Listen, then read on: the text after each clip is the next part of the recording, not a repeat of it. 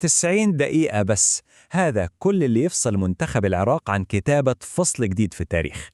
مواجهة واحدة أخيرة ضد بوليفيا، وممكن تكون نهاية انتظار شعب كامل. لكن ليش هالمباراة بالذات؟ مو مجرد مباراة عادية. القصة تبدأ هنا. الموضوع كله يبدأ بوعد، وعد كبير، وعد مو بس للاعبين أو للملعب، لا، هذا وعد يوصل لكل قلب من قلوب ال46 مليون عراقي اللي ينتظرون هذه اللحظة.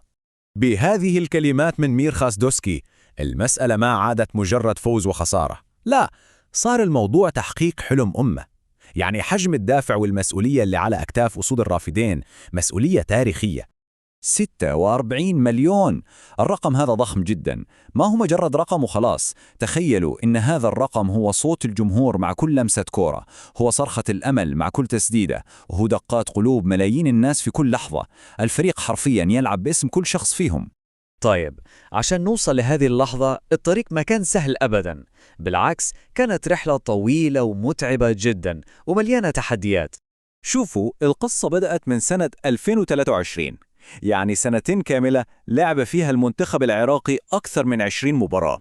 كان مشوار مرهق بكل معنى الكلمة، في انتصارات صعبة وفي كمان لحظات مؤلمة، بس في النهاية كل هذا التعب وصلهم لهنا، للخطوة الأخيرة قبل مونديال 2026. والشيء المثير للاهتمام أن كل هذه الصعوبات ما كسرتهم، بالعكس تماماً، صارت هي سلاحهم الأقوى. ميرخاس دوسكي يقول إن هذه التجربة الطويلة علمتهم كيف يلعبون تحت أشد أنواع الضغط. صاروا فريق يعرف يقاتل لآخر لحظة وما يستسلم. طيب، من وين جت كل هذه القوة الذهنية؟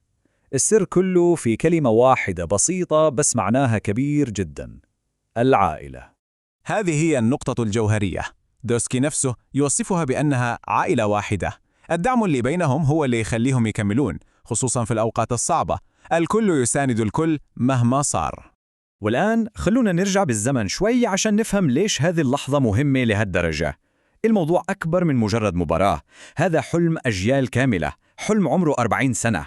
آخر مرة شاف فيها العالم منتخب العراق في كأس العالم كانت سنة 1986 في المكسيك. تخيلوا، من هذاك اليوم والكل ينتظر انتظار طويل ومؤلم عشان يرجعوا مرة ثانية لأكبر بطولة في العالم. 40 سنة، يعني 4 عقود كاملة.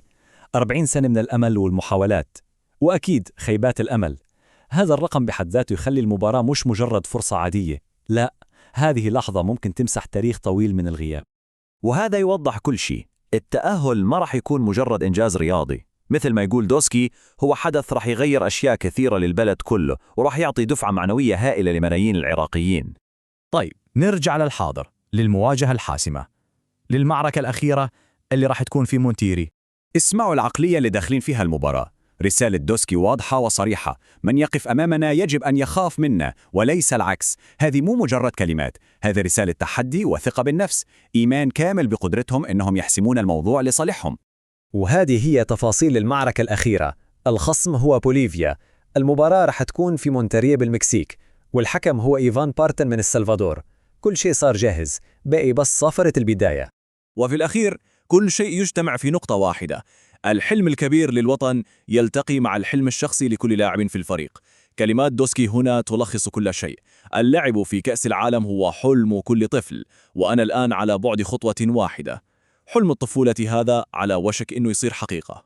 والسؤال اللي يدور في بال كل 46 مليون شخص هو: هل ال90 دقيقة الجاية راح تكون نهاية انتظار دام 40 سنة؟ وهل راح تكون بداية جديدة تماما للكرة العراقية؟ الجواب ما راح نعرفه إلا على أرض الملعب.